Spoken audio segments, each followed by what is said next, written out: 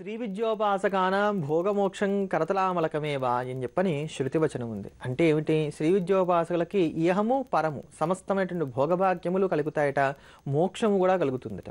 అందుకనే వీరందరూ కూడా ప్రతినిత్యం కూడా లలితాసహస్రనామ స్తోత్ర పారాయణం చేసేటువంటిది. ఈ సహస్రనామ స్తోత్రం అంతా మేము పారాయణ చేయలేం. ఇటువంటి శ్రీ విద్యా మంత్రాలు ఏవి కూడా మాకు రోజు కూడా అనేకమైన తప్పులు తెలుసో తెలియకో చేస్తూ ఉంటాం.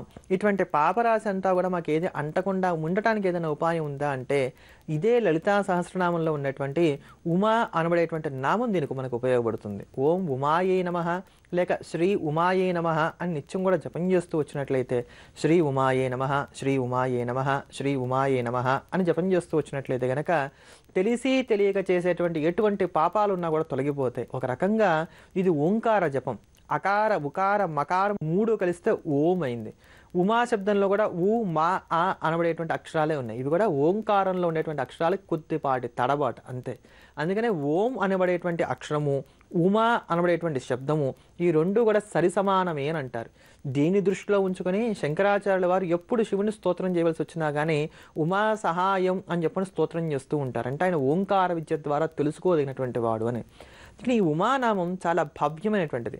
మనలో అంతర్లీనంగా ఉన్నటువంటి ఆధ్యాత్మిక శక్తిని మేలుకొలిపి మనం ఒక మంచి దారిలో ప్రయాణం చేయడానికి, భగవద్ అనుగ్రహాన్ని పొందడానికి, పాపరాశిని ధ్వంసం చేసుకోవడానికి కానీ ఉపయోగపడుతుంది. అంతటి భవ్యమైనటువంటి ఆ ఉమానామాన్ని నిరంతరాయంగా జపం చేస్తూ ఉన్నట్లయితే గనక ఖచ్చితంగా మనం ఉన్నతిలోకి వెళ్ళగలుగుతాం.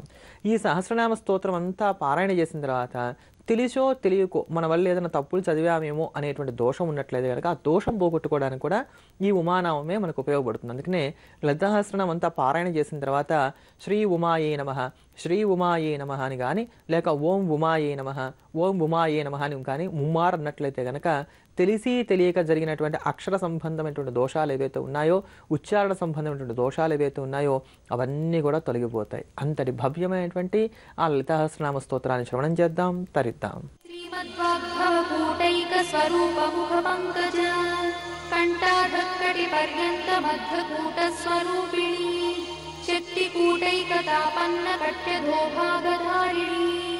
मूलमन्त्रात्मिका मूलकूटत्रयकळेबरा कुलामृतैकरसिका कुलसङ्केतपालिनी कुलाङ्गना कुलान्तस्था कौलिनी कुलयोगिनी अकुला समयान्तस्था समयाचारतत्परा मूलाधारैकनिलया ब्रह्मग्रन्थिनिभेदिनी मणिपूर्णान्तरुदिता विष्णुग्रन्थिनिभेदिनी आज्ञाचक्रान्तराळस्था रुद्रग्रन्थिनिभेदिनी सहस्राराम्बुजारूढा सुधासाराभिवर्षिणी तटिल्लता समरुचिषट्चक्रोपरि संस्थिता महाशक्तिः कुण्डलिनी विसतन्तुतनीयसी भवानी भावनागम्या भवारण्यकुठारिका भद्रप्रिया भद्रमूर्तिर्भक्तसौभाग्यदायिनी भक्तप्रिया भक्तिगम्या भक्तिवश्या भयापहा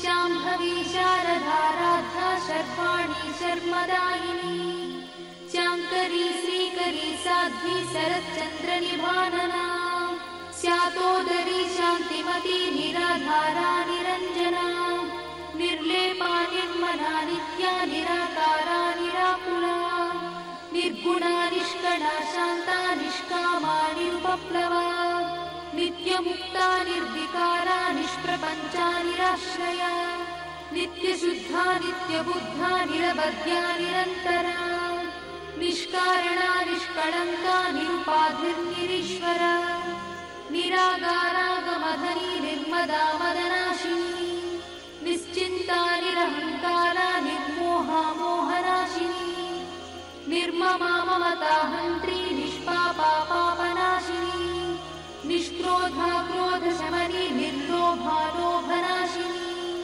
निस्संशया संशयद्वी निर्भवा भवनाशिनी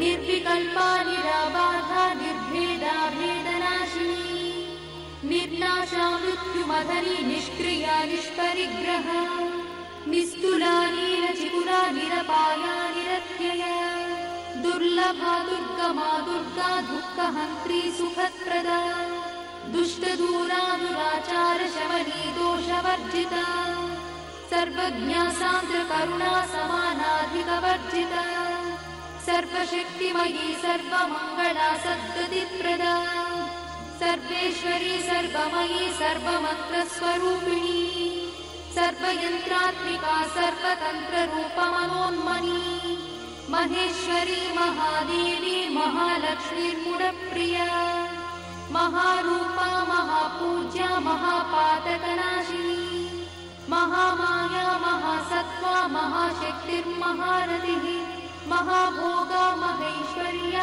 महावीर्या महाबला महाबुद्धिर्महासिद्धिर्महायोगीश्वरेश्वरी महातन्त्रा महामन्त्रा महायन्त्रा महासना महायागक्रमाराध्या महाभैरवपूजिता